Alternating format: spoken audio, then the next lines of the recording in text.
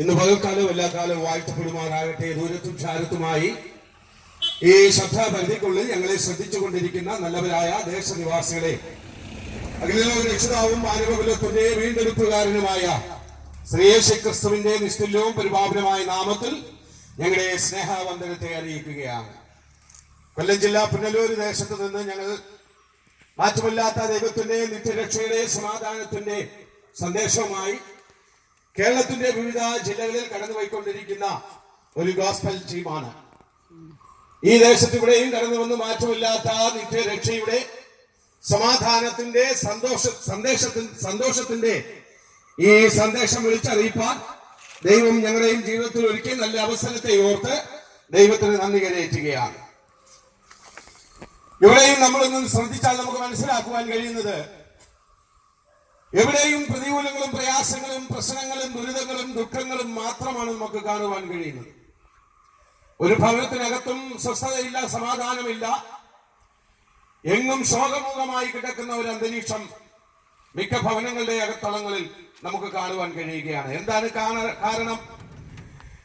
നാളെയുടെ വാഗ്ദാനമായിരിക്കുന്ന യുവതലമുറകൾ മദ്യവും മയക്കുമരുന്നും ഒക്കെ ഉപയോഗിച്ചുകൊണ്ട് ബോധരഹിതരായി, ഉന്മാദ അവസ്ഥയിലായി, സുബോധം നഷ്ടപ്പെട്ടവരായി, മറ്റു മനുഷ്യനെ മൃഗീയമായി കൊലപ്പെടുത്തുന്ന നിലവാരത്തിലേക്ക് ഇന്ന് ഈ കാലഘട്ടം പോയിക്കൊണ്ടിരിക്കുന്നു എന്നുള്ള വ്യക്തമായ സത്യമാണ് നമുക്ക് എവിടെയും കാണുവാൻ കഴിയുന്നത്. ഭവനത്തിനകത്ത് പോലും സ്വസ്ഥതയില്ലാതെ ജീവിക്കുന്ന എത്രയോ മനുഷ്യർ നമ്മുടെ മധ്യേ നമുക്കിന്ന് കാണുവാൻ കഴിയുന്നുണ്ട്.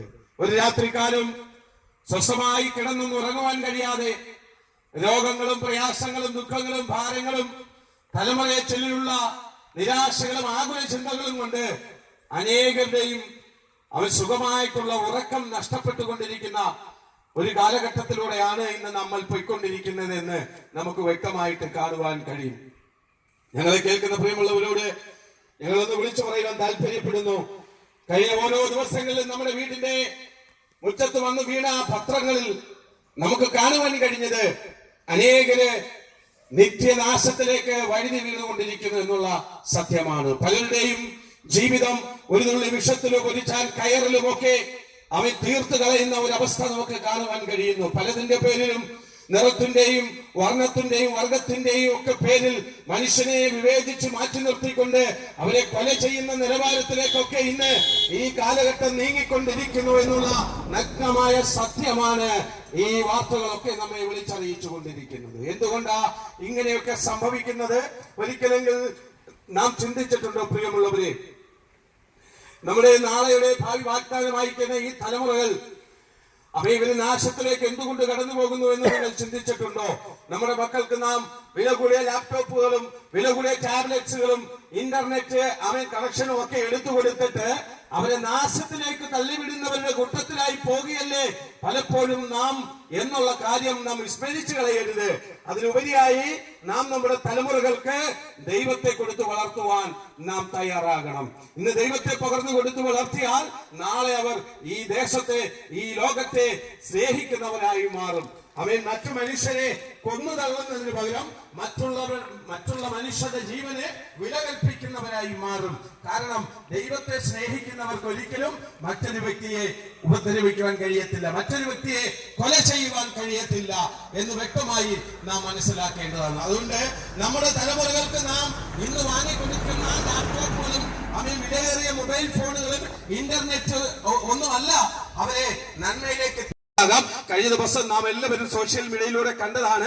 ആഹാരം കഴിക്കുവാൻ വേണ്ടി ഒരു കുടുംബം ഹോട്ടലിനകത്ത് കയറി ഭക്ഷണത്തിന് ഓർഡർ കൊടുത്ത് ആ ഭക്ഷണം ഏകദേശം 2-3 മിനിറ്റിനുള്ളിൽ അവരുടെ മേശയുടെ മുകളിലേക്ക് എത്തിയ സമയം ആ പിതാവ് അവിടെ ഇരുന്ന് തന്നെ മരണപ്പെടുവാനിടയായി തീർന്നു.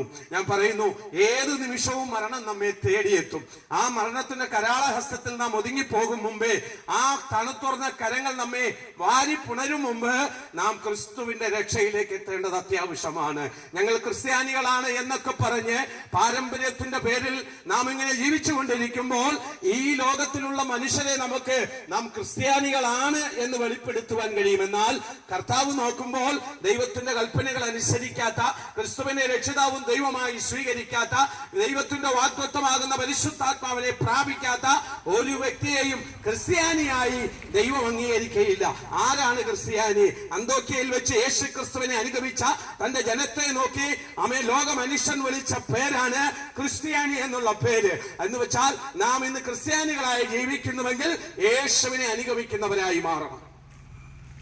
യേശുവിനെ അനുഗമിക്കുന്നവനെയാണ് ക്രിസ്ത്യാനി എന്ന് പറയുന്നത്. എങ്ങനെയാണ് യേശുവിനെ അനുഗമിക്കേണ്ടത്? യേശു ഈ ഭൂമിയിലേക്ക് താൻ ഇറങ്ങി വന്നിട്ട് യോഹന്നാന്റെ കരങ്ങൾക്ക് കീഴെ യോർദാൻ നദിയിൽ നിമഞ്ജന സ്നാനം ചെയ്തു കാണിച്ചു. എന്തിനു വേണ്ടിയാണ്? യേശുവിനെ അനുഗമിക്കുന്ന നാം ഓരോരുത്തരും ആ മുഴുകൽ സ്നാനം ഏറ്റിരിക്കണം എന്നുള്ളതിനു വേണ്ടിയാണ്. അങ്ങനെയല്ലേ നാം യേശുവിനെ അനുഗമിക്കുന്നത്? ക്രിസ്തു നമുക്ക് കാണിച്ചു തന്ന മാതൃക പ്രകാരമല്ലേ നാം ജീവിക്കേണ്ടത്? ഒരു ക്രിസ്ത്യാനിയാണെന്ന് നമ്മുടെ വാക്കുകൾ കൊണ്ട് മാത്രം, അല്ലെങ്കിൽ നമുക്കിട്ടിരിക്കുന്ന പേര് കൊണ്ട് മാത്രം നാം ഒരു ക്രിസ്ത്യാനിയാണ് എന്ന് നമുക്ക് ഉറപ്പിക്കുവാൻ കഴിയുമോ? ഒരിക്കലുമില്ല. അപ്പോൾ ക്രിസ്ത്യാനിയായി മാറണമെങ്കിൽ ക്രിസ്തുവിനെ രക്ഷിതാവും ദൈവമായി സ്വീകരിക്കണം. ക്രിസ്തുവിനെ രക്ഷിതാവും ദൈവമായി സ്വീകരിക്കാത്ത ഒരു വ്യക്തിക്കും ക്രിസ്ത്യാനിയായി ജീവിക്കുവാൻ കഴിയുകയില്ല. പ്രിയമുള്ളവരെ, ക്രിസ്ത്യാനി അല്ലാത്തൊരു വ്യക്തിയെ, അല്ലെങ്കിൽ ക്രിസ്തുവിന്റെ കൽപ്പനകളെ അനുസരിക്കാത്ത, ക്രിസ്തുവിനോട് ചേർന്ന് നിമഞ്ജന സ്നാനമേൽക്കാത്ത, തന്റെ മരണ പുനരുദ്ധാന ശുശ്രൂഷയോട് ഏകീഭവിക്കാത്ത, ആ ദൈവത്തിന്റെ വാഗ്ദത്തമാകുന്ന പരിശുദ്ധാത്മാവിനെ പ്രാപിക്കാത്ത, ജീവിതത്തിൽ വേർപാടും വിശുദ്ധിയും പാലിക്കാത്ത ഒരു വ്യക്തിക്കും ക്രിസ്തുവിന്റെ രണ്ടാം മടങ്ങിവരവിൽ ദൈവസഭയോടൊപ്പം എടുക്കപ്പെടുവാൻ കഴിയുകയില്ല. ദൈവസഭയോടൊപ്പം ജനം എടുക്കപ്പെടണമെങ്കിൽ നാം ക്രിസ്തുവിനെ ഹൃദയം കൊണ്ട് വിശ്വസിക്കുകയും അതരം കൊണ്ട് രക്ഷയ്ക്ക് വേണ്ടി ഏറ്റുപറയുകയും കർത്താവ് നമുക്ക് കാണിച്ചു നൽകിയ മാതൃക പ്രകാരം സ്നാനപ്പെട്ട് ദൈവത്തിന്റെ പരിശുദ്ധാത്മാവിനെ പ്രാപിച്ചു വേർപാടും വിശുദ്ധിയും പാലിച്ച് നാം കർത്താവിന് വേണ്ടി, കർത്താവിന്റെ രാജ്യത്തിനു വേണ്ടി പ്രയോജനപ്പെട്ട് ജീവിക്കുമെങ്കിൽ നാമും കർത്താവിനോടൊപ്പം നിത്യ പർദീസയിൽ വാഴുവാൻ ഇടയായി തീരും എന്ന് വിശുദ്ധ തിരുവെഴുത്ത് നമ്മോട് വ്യക്തമായി പ്രസ്താവിക്കുക. ഒരു വ്യക്തിയുടെ പേര് മത്തായി എന്നോ മർക്കോസ് എന്നോ ലൂക്കോസ് എന്നോ യോഹന്നാൻ എന്നോ പൗലോസ് എന്നോ ഒക്കെ പേരുണ്ടായിരിക്കാം. പക്ഷെ പേര് കൊണ്ട് ഒരു വ്യക്തിയും സ്വർഗരാജ്യം അവകാശമാക്കുകയില്ല. സ്വർഗരാജ്യം അവകാശമായി മാറണമെങ്കിൽ നാം ക്രിസ്തുവിനെ അനുസരിക്കുകയും ദൈവത്തെ അനുഗമിക്കുകയും ചെയ്യണം. എന്നാൽ മാത്രമേ നമുക്ക് സ്വർഗരാജ്യത്തിലേക്ക് പ്രവേശിക്കാൻ കഴിയുകയുള്ളൂ. ഇവിടെ വ്യക്തമായി നമുക്ക് കാണുവാൻ കഴിയുന്നു. വിശുദ്ധ തിരുവെഴുത്ത് അപ്പോസ്തല പ്രവൃത്തി 4:12 ഇങ്ങനെ വ്യക്തമായിട്ട് വിളിച്ചു പറയുന്നു, മറ്റൊരുവനിലും രക്ഷയില്ല. നാം രക്ഷിക്കപ്പെടുവാൻ ആകാശത്തിന് കീഴിൽ മനുഷ്യനിടയിൽ ഭൂമിയിൽ നൽകപ്പെട്ട യേശു എന്നൊരു നാമമല്ലാതെ മറ്റൊരു നാമവുമില്ല എന്ന് വിശുദ്ധ തിരുവെഴുത്ത് വ്യക്തവും അസന്നിഗ്ധമായി നമ്മോട് വിളിച്ചു പറയുന്നു. ഇത് നിങ്ങളോട് വിളിച്ചു പറയുന്ന എന്റെ പേര് ശിഹാബുദ്ദീൻ എന്നാണ്. ഒരു പാരമ്പര്യ മുസ്ലിം കുടുംബത്തിൽ വാപ്പയുടെയും ഉമ്മയുടെയും 3 മക്കളിൽ രണ്ടാമത്തവനായി ജനിച്ചു വളർത്തപ്പെട്ടു. ലോകത്തിന്റെ എല്ലാ അഴുക്ക് ചാലുകളിലും വീണ് ജീവിച്ചിരുന്ന ശിഹാബുദ്ദീൻ നിരവധി പാർട്ടി പ്രവർത്തനങ്ങളിൽ ഏർപ്പെട്ടുകൊണ്ട് പലരെയും അടിക്കുവാനും കൊല്ലുവാനും ഒക്കെ വടിവാളുമൊക്കെയായി കടന്നുപോയിക്കൊണ്ടിരുന്ന ഒരു വ്യക്തിയാണ്. പലപ്പോഴും മറ്റുള്ളവരുടെ സ്വസ്ഥതയെ തല്ലിക്കെടുത്ത് സ്വന്തം ഭവനത്തിനകത്ത് പോലും സഹോദരങ്ങൾക്ക് പോലും സ്വസ്ഥത കൊടുക്കാതിരുന്ന ഒരു വ്യക്തിയാണ്. ഇന്ന് മാറ്റമില്ലാത്ത നിത്യ സുവിശേഷത്തിന്റെ സന്ദേശം ഈ ദേശത്ത് നിന്ന് ഈ ദേശനിവാസികളോട് വിളിച്ചു പറയുന്നത്. എന്നെ കേൾക്കുന്ന പ്രിയമുള്ളവർ ഒന്ന് മനസ്സിലാക്കണമേ, യേശുക്രിസ്തു കടന്നു വന്ന ഒരു വ്യക്തിയും യേശുക്രിസ്തു കടന്നു വന്ന ഒരു ഭവനവും യേശുക്രിസ്തു കടന്നു വന്ന ഒരു ദേശവും രാജ്യവും ഇന്നോളം നഷ്ടപ്പെട്ടു പോയിട്ടില്ല, നശിച്ചു പോയിട്ടില്ല. യേശുവിന്റെ സുവിശേഷം, യേശുവാകുന്ന സുവിശേഷം നരഭോജികളെ പോലും മനുഷ്യ സ്നേഹികളാക്കി മാറ്റുന്നതാണ് യേശുക്രിസ്തുവിന്റെ സുവിശേഷം. അതുകൊണ്ടാണ് ഇന്നലകളിൽ മറ്റുള്ളവരെ ഉപദ്രവിക്കുവാൻ വേണ്ടി നടന്ന ശിഹാബുദ്ദീൻ ഇന്ന് മാറ്റമില്ലാത്ത നിത്യ സുവിശേഷത്തിന്റെ വക്താവായി ഈ ദേശത്ത് കടന്നു വന്നു നിൽക്കുവാൻ ഇടയായി തീർന്നത്. അതുകൊണ്ട് എന്നെ കേൾക്കുന്ന പ്രിയമുള്ളവരെ, ഞങ്ങൾ ഒന്ന് വിളിച്ചു പറയാൻ താല്പര്യപ്പെടുകയാണ്. നിങ്ങൾ യേശുക്രിസ്തുവിനെ രക്ഷിതാവും ദൈവമായി സ്വീകരിച്ച് യേശുവിന്റെ കൽപ്പനകളെ അനുസരിച്ചുകൊണ്ട് യേശു നമുക്ക് കാണിച്ചു മാതൃക പ്രകാരമുള്ള സ്നാനം സ്വീകരിച്ചുകൊണ്ട് നാം മുന്നോട്ട് പോകുന്നില്ല എങ്കിൽ നമുക്ക് കർത്താവിനോടൊപ്പം നിത്യ പർദീസയിൽ വസിക്കുവാൻ കഴിയുകയില്ല. ആമേൻ. യേശു കർത്താവ് യോഹന്നാന്റെ കരങ്ങൾക്ക് കീഴെ 30-ാമത്തെ വയസ്സിൽ യോർദാൻ നദിയിൽ സ്നാനപ്പെട്ട് കയറിയപ്പോൾ സ്വർഗം തുറന്ന് പ്രാവ് പരിശുദ്ധാത്മാവ് രൂപേണ സ്തോത്രം കർത്താവിന്റെ മുകളിലേക്ക് ഇറങ്ങി വരുന്നത് നമുക്ക് വേദപുസ്തകം പുസ്തകത്തിൽ വായിക്കാൻ കഴിയുന്നു. അതിൽ പറഞ്ഞ ഒരു ശബ്ദം നാം കേൾക്കുന്നു. അതിങ്ങനെയാണ്: ഇവന് ചെവി കൊടുക്കുവിൻ, ഇവനിൽ ഞാൻ പ്രസാദിച്ചിരിക്കുന്നു. കണ്ടോ, തിരുവഴുത്തിൽ വ്യക്തമായി പറയുക, യേശു ക്രിസ്തു ഏറ്റെടുത്ത സ്നാനമാണ് ദൈവം പ്രസാദിച്ച സ്നാനം. വെള്ളത്തിൽ ഇറങ്ങി മുങ്ങി പൊങ്ങുന്നതല്ലാതെ മറ്റൊരു സ്നാനവും തിരുവഴുത്ത് അംഗീകരിച്ചിട്ടില്ല. സ്തോത്രം. അതുകൊണ്ട് എന്നെ കേൾക്കുന്ന പ്രിയമുള്ളവരോട് ഇന്ന് പകൽക്കാലം ഞങ്ങൾ വിളിച്ചു പറയുകയാണ്: ക്രിസ്തുവിന്റെ മരണ പുനരുത്ഥാനങ്ങളോട് ഏകീഭവിക്കുന്ന സ്നാന ശുശ്രൂഷയിൽ പങ്കാളികളായി ദൈവത്തിന്റെ വാഗ്ദത്തമാകുന്ന പരിശുദ്ധാത്മാവിനെ പ്രാപിച്ചുകൊണ്ട് നാം കാത്തിരുന്നാൽ കർത്താവിനോടൊപ്പം നമുക്ക് മടങ്ങിപ്പോകുവാൻ കഴിയും. ഈ ലോക സംഭവങ്ങൾ നമ്മെ വിളിച്ചറിയിക്കുന്നത് ഇങ്ങനെയാണ്: യേശു ക്രിസ്തുവിന്റെ വരവേറ്റവും ആസന്നമായിരിക്കുന്നു. യുദ്ധങ്ങളും യുദ്ധശ്രുതികളും ക്ഷാമങ്ങളും ഭൂകമ്പങ്ങളും മാറാരോഗങ്ങളും വൈറസ് ഒക്കെ വ്യാപിച്ചു കൊണ്ടിരിക്കുന്ന ഈ കാലഘട്ടത്തിൽ നിങ്ങൾ ഒന്ന് മനസ്സിലാക്കുക, ഇതൊക്കെ നമ്മോട് വിളിച്ചു പറയുന്ന ഒരു സന്ദേശം: യേശു ക്രിസ്തുവിന്റെ രണ്ടാം വരവ് ഏറ്റവും ആസന്നമായിരിക്കുന്നു എന്നുള്ള സന്ദേശമാണ്. അതുകൊണ്ട് ഞങ്ങളെ കേൾക്കുന്ന പ്രിയമുള്ളവരെ, ഇന്ന് പകൽക്കാലം നിങ്ങൾ യേശുവിനെ വിട്ടുകളഞ്ഞിട്ട് ക്രിസ്ത്യാനികളാണെന്ന് പറഞ്ഞ് ജീവിക്കുന്നവരാണെങ്കിൽ, ഈ പകൽക്കാലം മാറ്റമില്ലാത്ത ഈ രക്ഷയുടെ സുവിശേഷം കേൾക്കുമ്പോൾ ക്രിസ്തുവിനെ ഹൃദയത്തിൽ ഏറ്റെടുത്തുകൊണ്ട്, ക്രിസ്തുവിന്റെ കൽപ്പനകളെ അനുസരിച്ചുകൊണ്ട്, ക്രിസ്തു നമുക്ക് കാണിച്ചു നൽകിയ മാതൃക പ്രകാരം ജലത്തിൽ നിമഞ്ജന സ്നാനം സ്വീകരിച്ചുകൊണ്ട് ദൈവത്തിന്റെ വാഗ്ദത്തമാകുന്ന പരിശുദ്ധാത്മാവിനെ പ്രാപിച്ച് നാം കർത്താവിന് വേണ്ടി കാത്തിരുന്നാൽ തന്റെ മണവാട്ടിയെ ചേർക്കുവാൻ ആ വാഴ്ത്തപ്പെട്ട കർത്താവ് മധ്യാകാശത്തിൽ വെളിപ്പെടുമ്പോൾ നാം അവനോടൊപ്പം സ്വർഗരാജ്യത്തിലേക്ക് പ്രവേശിപ്പാൻ ഇടയായി തീരും. അല്ലാതെ നമുക്ക് കർത്താവിനെ കൂടാതെ നമുക്ക് സ്വർഗത്തിലേക്ക് പ്രവേശിക്കാൻ കഴിയത്തില്ല. എന്നെ കണ്ടിരിക്കുന്നവൻ പിതാവിനെ കണ്ടിരിക്കുന്നു, എന്നിലൂടെ അല്ലാതെ ആരും പിതാവിന്റെ അരികിൽ എത്തുന്നില്ല എന്ന് വിശുദ്ധ തിരുവെഴുത്ത് വ്യക്തമായി നമ്മോട് വിളിച്ചു പറയുമ്പോൾ, ഈ രക്ഷ ഞങ്ങൾക്ക് വേണ്ട, ഈ ക്രിസ്തുവിനെ ഞങ്ങൾക്ക് വേണ്ട, ഞങ്ങൾ പേരുകൊണ്ടും പാരമ്പര്യം കൊണ്ടും ഞങ്ങൾ ക്രിസ്ത്യാനികളാണെന്ന് പറഞ്ഞ് അഭിമാനിക്കുന്ന ചില വ്യക്തി ജീവിതങ്ങളോട് ഇന്ന് പകൽക്കാലം ദൈവത്തിന്റെ പരിശുദ്ധാത്മാവ് ഓർപ്പിക്കുന്നു: യേശുവിനെ രക്ഷിതാവും ദൈവമായി സ്വീകരിച്ചില്ല എങ്കിൽ നിന്റെ നിത്യത നീ എവിടെ ചെലവഴിക്കും? മരണശേഷം മനുഷ്യനൊരു ജീവിതമുണ്ട്, അത് യേശു ക്രിസ്തുവിനോടൊപ്പമായിരിക്കണം. അല്ലാതെ നാം നിത്യ നരകത്തിന് അവകാശികളായി നാശത്തിലേക്ക് വലിച്ചെറിയപ്പെടുന്നവരുടെ കൂട്ടത്തിലായി പോകരുത്. യേശു ക്രിസ്തുവിനെ രക്ഷിതാവും ദൈവമായി സ്വീകരിച്ചുകൊണ്ട് ഈ പകൽക്കാലം നിങ്ങളുടെ നിത്യതയെ കരസ്ഥമാക്കിക്കൊള്ളുവാൻ ഞങ്ങൾ ഇന്ന് പകൽക്കാലം ആഹ്വാനം ചെയ്യുകയാണ്. അതുകൊണ്ടാണ് ഒരു ഇസ്ലാമത വിശ്വാസിയായിരുന്ന ശിഹാബുദ്ദീൻ മാറ്റമില്ലാത്ത നിത്യരക്ഷയുടെ സുവിശേഷമായി ഈ ദേശത്തും കടന്നു വരുവാൻ ഇടയായി തീർന്നത്. എന്നെ കേൾക്കുന്ന പ്രിയമുള്ളവരോട് ഞങ്ങൾ പറയട്ടെ: യേശു ക്രിസ്ത്യാനിയുടെയും ഹിന്ദുവിന്റെയും മുസൽമാന്റെയും സിഖുകാരന്റെയും പാർസിയുടെയും യഹൂദന്റെയും യവനന്റെയും ബർബറിന്റെയും അങ്ങനെ സകല മാനവരാശിയുടെയും രക്ഷിതാവാണ്. ആ യേശുവിനെ കൂടാതെ ഒരു വ്യക്തിക്കും ക്രിസ്ത്യാനിയായി ജീവിക്കാൻ കഴിയത്തില്ല. ഇന്ന് നാം അങ്ങനെ ജീവിക്കുന്നെങ്കിൽ ക്രിസ്തുവില്ലാത്ത ക്രിസ്ത്യാനികളായി നാം ഇന്ന് ജീവിച്ചുകൊണ്ടിരിക്കുന്നു എന്നുള്ള നഗ്നമായ സത്യം എന്നെ കേൾക്കുന്ന പ്രിയമുള്ളവർ വിസ്മരിച്ച് കളയരുതേ എന്ന് ഞങ്ങൾ നിങ്ങളോട് പറയുവാൻ താല്പര്യപ്പെടുകയാണ്. നമ്മുടെ കർത്താവ് വരുമ്പോൾ ആ കർത്താവിനോടൊപ്പം എടുക്കപ്പെടുവാൻ ഈ പകൽക്കാലം ക്രിസ്തുവിനെ രക്ഷിതാവും ദൈവമായി സ്വീകരിക്കുക. ഈ യേശുവിന്റെ കരങ്ങളിലേക്ക് നിങ്ങളുടെ ഹൃദയത്തെ സമർപ്പിക്കുക. എന്നിട്ട് ഞങ്ങളോടൊപ്പം ഇങ്ങനെയൊന്ന് പ്രാർത്ഥിക്കാമോ? യേശുവേ, ഞാനൊരു പാപിയാണ്.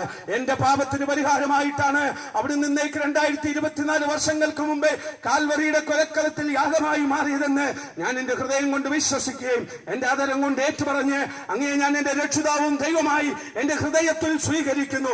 എന്നെ ഒരു ദൈവ പൈതലാക്കി മാറ്റണമേ എന്ന് താങ്കൾ പ്രാർത്ഥിക്കുവാൻ ഇടയായി തീർന്നാൽ മാറ്റമില്ലാത്ത നിത്യരക്ഷയുടെ സമാധാനം കൊണ്ട്, നിത്യരക്ഷയുടെ സന്തോഷം കൊണ്ട് ദൈവം നിങ്ങളെയും നിറയ്ക്കുവാൻ ഇടയായി തീരും. അതുകൊണ്ട് ഇനി ഒരു നിമിഷം പോലും നാം ഇനി സംശയിച്ചു നിൽക്കരുത്. ക്രിസ്തുവിനെ രക്ഷിതാവായി സ്വീകരിച്ചിട്ടില്ലാത്ത ഏതെങ്കിലും വ്യക്തി ഞങ്ങളെ കേൾക്കുന്നുവെങ്കിൽ ഇപ്പോഴാകുന്ന സുപ്രസാദകാലം, ഇന്നാകുന്ന രക്ഷാ ദിവസമെന്ന് വിശുദ്ധ തിരുവെഴുത്ത് വ്യക്തമായി അടിവരയിട്ട് പറയുന്നു. ഇപ്പോൾ കർത്താവിനെ സ്വീകരിച്ചാട്ടെ, ഇപ്പോൾ ക്രിസ്തുവേശുവിൽ ഉള്ളവർക്ക് യാതൊരു ശിക്ഷാവിധിയുമില്ല എന്ന് തിരുവെഴുത്ത് വ്യക്തമാക്കുന്നു. എന്നെ കേൾക്കുന്ന പ്രിയമുള്ളവരെ, പാപത്തിന്റെ പരിണിത ഫലമാകുന്ന നിത്യമരണത്തിന് അവകാശികളായിരുന്ന നമ്മെ യേശു എന്ന രക്ഷിതാവ് ഈ ഭൂമിയിലേക്ക് അവതരിച്ച് നമ്മുടെ പാപത്തിന്റെ പരിഹാരം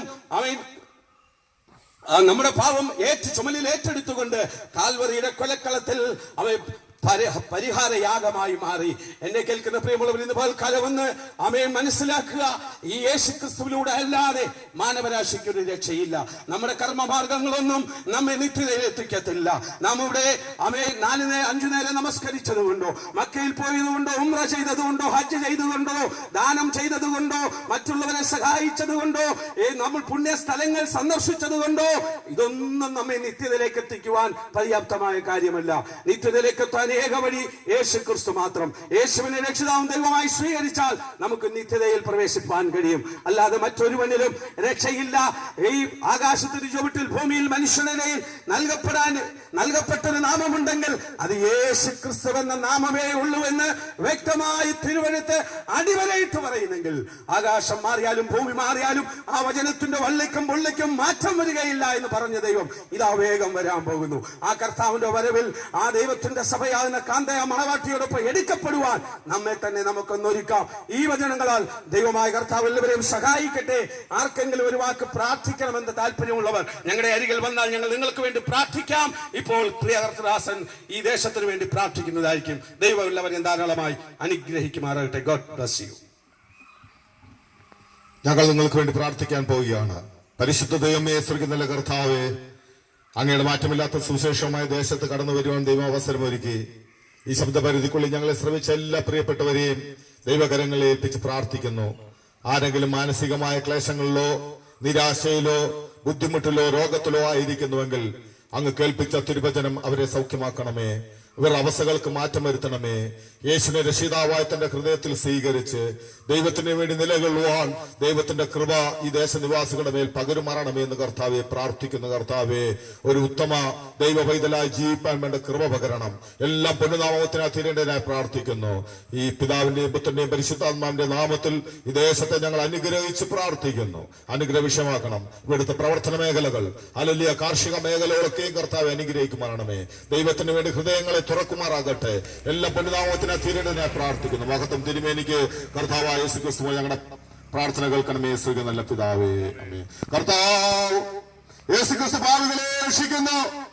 യേശുക്രിസ്തു രോഗികളെ സൗഖ്യമാക്കുന്നു. യേശുക്രിസ്തു പരിശുദ്ധാത്മാവിനെ ദാനമായി നൽകുന്നു. യേശുക്രിസ്തു രാജാവായി വേഗം വരുന്നു. ദേശമേ നിന്റെ ദൈവത്തെ എതിരേൽപ്പ് ഒരുങ്ങിക്കൊള്ളുക.